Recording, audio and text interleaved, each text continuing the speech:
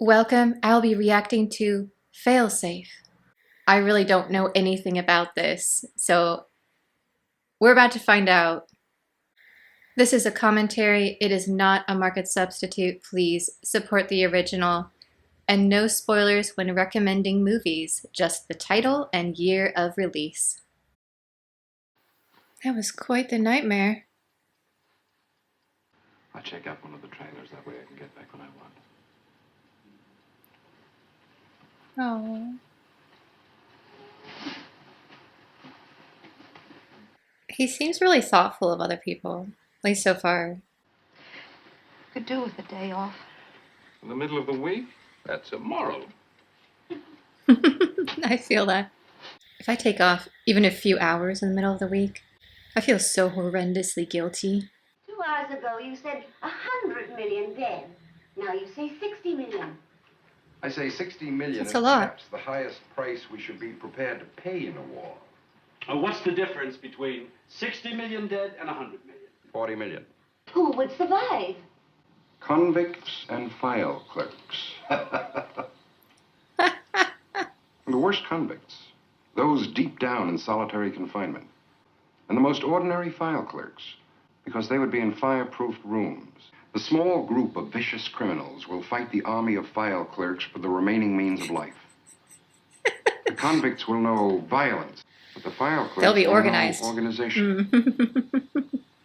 So my generation, our kind of, we don't know what to talk about subject is, what would you do during a zombie apocalypse? In this time period was the equivalent conversation, what would you do if a nuclear war wiped out everyone? I'd like you to take me home.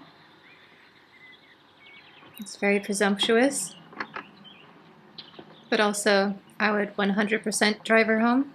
I'm General Bogan. I'm looking for Colonel Cassio. He gave this address. Oh, sure now, General. That's a gentleman. Honored to have you.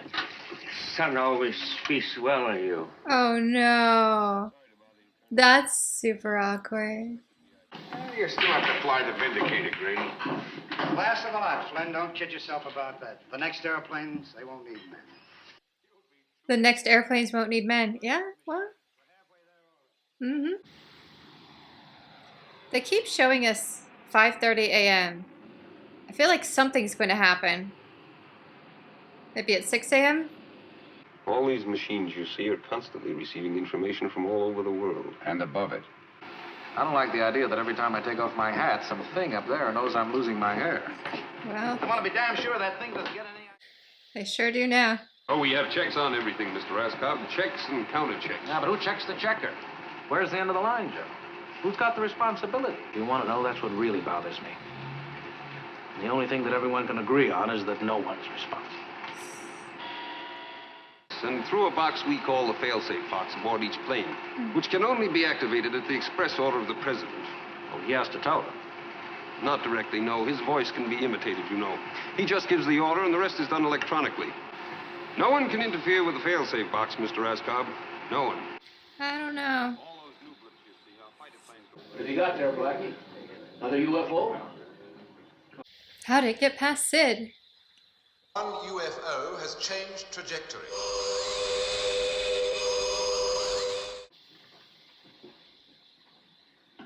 It's quite an impressive room. Is limited war possible? Can we confine the exchange of nuclear weapons? We're setting up a war machine that acts faster than the ability of men to control it. We're putting men into situations that are getting too tough for men to handle. Then we must toughen the men. I'm with him. Our concept of limited war is based on an equal rationality on the part of the Russians. It also presupposes there will be no accidents on either side. I can't believe this is still relevant. From the time period in which this film was made, where people were truly, really worried about it, until now, where I would say we're more like the great houses of Dune. Everyone has their family atomics, but highly doubtful anyone would actually use them, because we all know once you start it, you lose control, and then we won't have a planet. So I would say there's less day-to-day fear of a full nuclear war at this point, but that also doesn't mean it couldn't happen, and that we shouldn't think about it.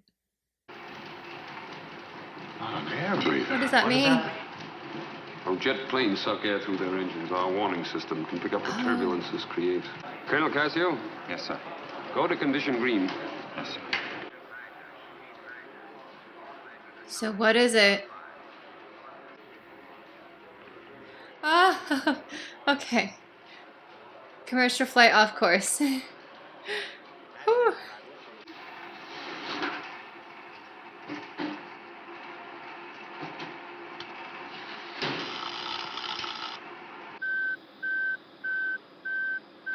Sir, the fail-safe box.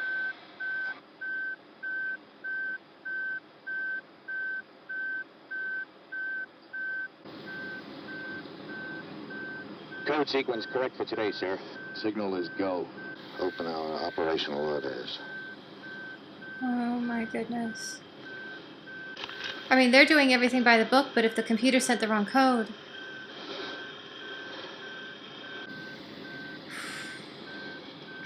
Ready for approach and penetration order, sir. Now, I find this point of view old-fashioned by the very nature of modern warfare. The bucket says you have a small scar on your left wrist. Can I see it, please? Oh, yeah. Dog bit me when I was a kid. Yes, sir. Is this Genie's guy? It is. We may need it. Da da da da da da da. Yeah, Jenny, it's a long way down. Yeah, maybe you want to call home and have Genie just... We've tried all frequencies. We just can't make contact. Why? I don't know. We can reach them within the next 5 minutes. After that, their orders are to disregard any verbal command. Great. If I talk to them, even from me? Your voice can be imitated by the enemy, sir. Our men have been drilled in that. The fighters would be ordered to shoot them down. Oh, what a decision. I have a feeling he has to give the order. What a horrible choice. I'm so glad I'm not him right now. It's like the trolley problem, but worse. It's my decision, and I'll make it, but I want the advice of you and your people, and I need it fast. They're good men. We've seen to that. If their orders are attacked, the only way you're going to stop them is to shoot them down. If we can't convince them it's an accident which we're trying to correct by any means, we're going to have something on our hands that nobody bargained for. And only a lunatic wants. Agreed. It is our opinion that the fighters should be ordered in. Thank you. And they're not just sacrificing the bombers, they're sacrificing all the fighter pilots too. But I mean, ultimately, they signed up for it, meaning they joined the military to protect people, and in this case, that's the way to do it. But of course, the movie made us get to know them, and now we care, and the president has to order them to shoot the bomber down. Tango Label 1, this is Colonel Cassio at Ultimate 1. This is Tango Label 1. I read you 5 by 5. Group 6 has flown through the failsafe point and is on an attack course towards Moscow. It is a mistake. Repeat, it is a mistake. Go to afterburners and overtake and attack Group 6. By the time we run out of gas, they'll only be 1,000 miles away. Man, that's organization. All right, cut the chatter. We're wasting time. Beautiful. What? It's like that girl in the car. A double mechanical failure? Do you know the odds against that, sir? The more complex an electronic system gets, the more accident-prone it is. Sooner or later, it breaks down. What breaks down? A transistor blows, a condenser burns out. The machines are supervised by humans. Even if the machine fails, the human being can always correct the mistake. I wish you were right. The fact is, the machines work so fast. They are so intricate. I don't think they'll take any action unless that border is crossed. Agreed. That puts it up to the fighters. And what happens if the fighters fail? The Russian aim is to dominate the world. They know that a war would leave the Soviet Union utterly destroyed. Therefore, they would surrender. But suppose they feel they can knock us off first. They do not reason the way you reason, General Black. They are not motivated by human emotions such as rage and pity. They are calculating machines. They will look at the balance sheet, and they will see they cannot win. They're human too. That's a lot of hogwash. Don't kid yourself. There'll be Russian generals who will react just as I would. The best defense is a good offense. They see trouble coming up, take my word for it, they'll attack, and they won't give a damn what Mark said. We never would have made the first move deliberately. But groups 6 has made it for us by accident. We must take advantage of it. History demands it. We must advise the president not to recall those planes. Start something?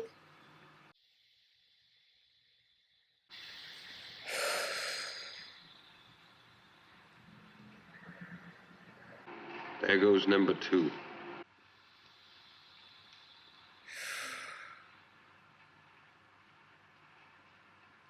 The fighters have not succeeded. They've gone down into the sea. If indicators fly so fast, the Russians won't be able to use all their defensive apparatus. 1 or 2 of the bombers will get through. You planned too well. Inflection of his voice, any tone, any emotion that adds to his words, I want you to let me know. Yes, sir, I'll do my best. I know you will, Buck. It's all any of us can do. I really like that line. No matter how big history gets, it's really down to what each one of us does. A group of our bombers, each loaded with 2 20-megaton bombs, is flying towards your country. And you ask me to believe you. You must believe me. You ask for belief at a curious time. If we don't trust each other now, Mr. Chairman, there may not be another time. What is the target? Moscow. I'll call you back. The technical state of war now exists. Code Red. They picked up one of our planes now. Get them. Get them.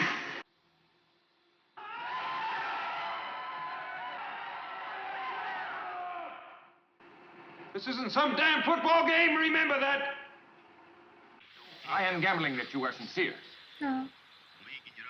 My generals are not so happy with me about this as I'm sure your generals are not so happy with you. We jammed your radios with a special device. But why? Why this time? We have computers like yours. They computed that this time your alert might be real. They have their own logic. It is not human, but it is positive, so we listen. The computer. So it sounds like what happened is their computer slightly miscalculated that it was a real attack. So they sent the jamming signal that interfered with the mechanical failure on the US side that then caused this whole mess. So it was basically 2 computer failures, and the point so far is no matter how many humans are involved, ultimately, if you have a really complex computer system for defense, the humans are not going to be enough to prevent.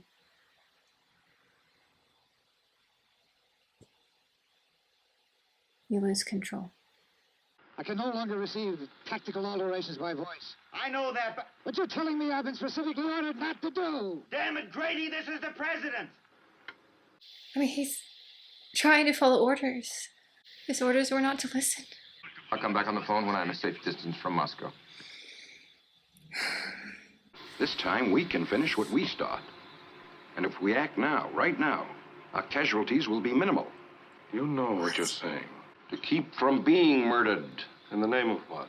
To preserve what? Even if we do survive, what are we? Better than what we say they are? Thank you. What gives us the right to live then? What makes us worth surviving, Groteshella? That we are ruthless enough to strike first? Yes! No. Those who can survive are the only ones worth surviving. Fighting you're for your not. life isn't the same as murder.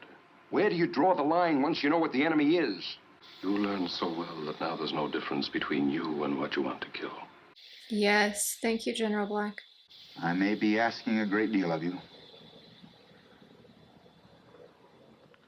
I'll do whatever you say.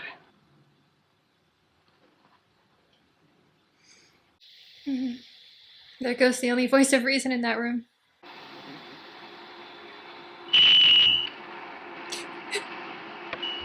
You are to give whatever information they request. Any hesitation, any, can have the most tragic consequences. Have been destroyed by a missile that seems to home not on the infrared source, but on the radar transmitter. Is it possible? That is a direct order. Oh, dear. Order, Colonel. It has both capacities, sir. We should tell the president it's a trap. They're just using the time to get their missiles ready and fly their bombers into position. I think we should recommend a full-strength attack. That is not our decision. The Pentagon. They don't know what we know. They're not soldiers anymore. They're politicians. Put an end to it once and for all. You have the power. You can do it. You are talking treason. Yeah. Can do. Oh, no. Gentlemen, I am taking over command of this post. By the direct authority of the President, I now command you to take all orders. You're betraying us all.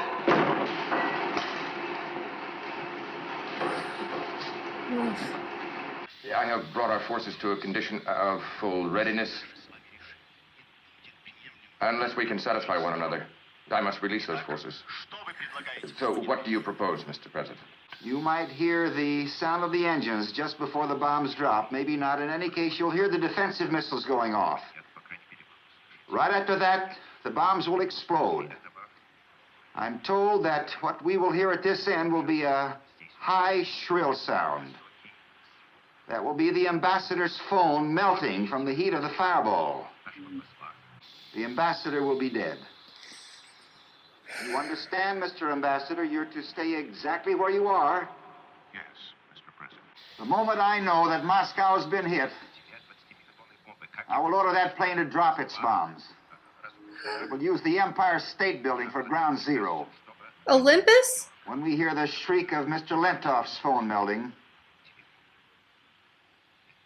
we will know that he is gone, and with him New York. What else can he do? It's the only way to stop things from escalating, but good gods. Just us and number 6. Flynn.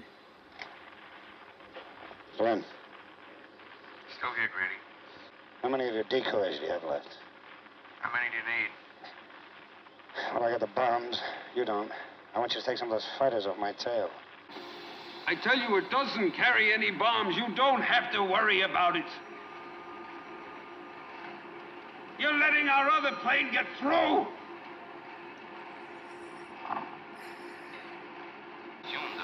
Please tell me that's his wife's phone number. I think she's the only hope right now. They found Mrs. Grady. She's standing by. Thank goodness. Mr. President, we have Grady's wife. Jack, you must turn back. You mustn't drop those bombs. Do you hear me? Is it really your wife? They started their rockets. Fire 1. Jack, do you hear what I'm saying? Jack! Fire 2. That was the last hope. Climbing to 5,000 feet. Make it quick. Bombs are set to go at 5,000. We'll go with them. A lot of lives could be saved if people had a few minutes. On this short notice, an alert to a big city would do more harm than good. All you produce is panic. Oh no. First Lady is in New York. Could you at least warn her? It would not make any difference, Admiral Wilcox, whether they reached a shelter or not. They would die just the same. And another 1 million or 2 who'll die within about 5 weeks. Well, you did a good job today, Buck. Thanks, sir. All I did was repeat what he said. You gave commentary too. No human being did wrong. It's true. No one is to be blamed. We're to blame, both of us. We let our machines get out of hand. Mm-hmm. 2 great cities may be destroyed. Millions of innocent people killed. What do we say to them, Mr. Chairman? Accidents will happen. I won't accept that. Yeah, because humanity is the one who put that level of trust in their computers.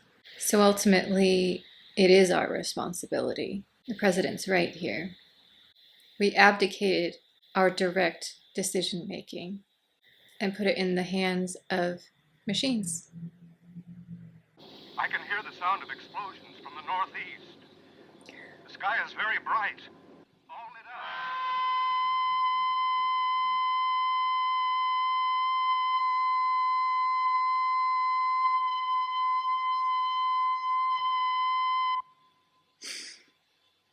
And that was it.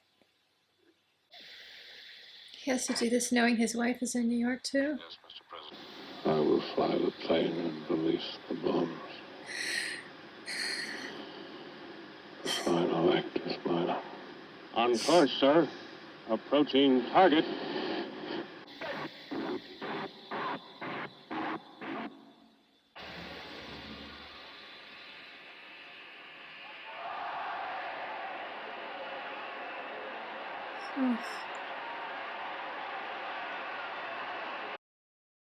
That was an intense film, and it proves you don't have to have a bunch of combat sequences to make it so. I mean, this was all just men in suits in rooms, and it was terrifying and so tense.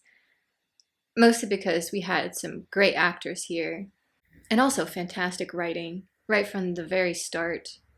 What's really scary is here we are in 2024. We're facing a similar kind of tension with Russia.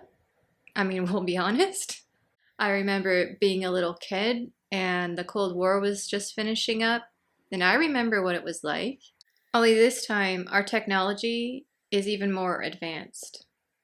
I really liked the scene where we had the computer expert arguing with the professor, and the professor's like, don't worry about it. We have humans that are checking this stuff. And the computer guy was like, it doesn't matter. We've built computers that are so fast, we don't know what they're doing. We can fix them, we can build them, but what they do on their own, we've lost control of our creation. And if you get circumstances like the one that happened here, where there was a failure over here, someone else had an issue over there, and it all just kind of... Sure, it's a low probability, but not zero. Especially if tensions are really high, like they are right now in the world, like they were when this film was made. It's like a field of dry grass, and someone just flicks a tiny little match in. And the tragic thing, of course, is that everything people decided in this film was probably the right course. However devastating, the only incorrect decision was giving the computers that much power. And we're definitely entering an era where this could happen.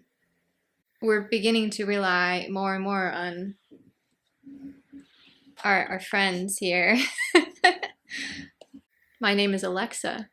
I get it. I enjoy the technology that we have. I'm not saying it's bad. But I think films like this are very necessary to kind of remind us not to rely on them too much. Especially don't give them missiles. We learned that with Colossus. It feels like a lot of this type of film was being made in this general time period, and that's because they were really worried. They were starting to see the beginnings of how impressive technology would become, and they're warning not to have it happen. We are the people they were warning. Like, the technology is us. Because you don't think about it as much when you're in the middle of it. We are just accepting that there's now AI on everything. When you open a PDF, there's AI now. I think I just downloaded a Google Chrome update that had AI. It's everywhere. Yeah, we gotta think about it. To me, the message of this film is not that computers are bad. It's that we, as humanity, have a responsibility to own the amount of power we place purely in the hands of computers and AI. We need to keep some of that responsibility on our shoulders, especially when it comes to keeping people safe. Humans aren't infallible, but we have empathy and we have compassion. And if you made it all the way to the end, I'm going to say the code word is Colossus.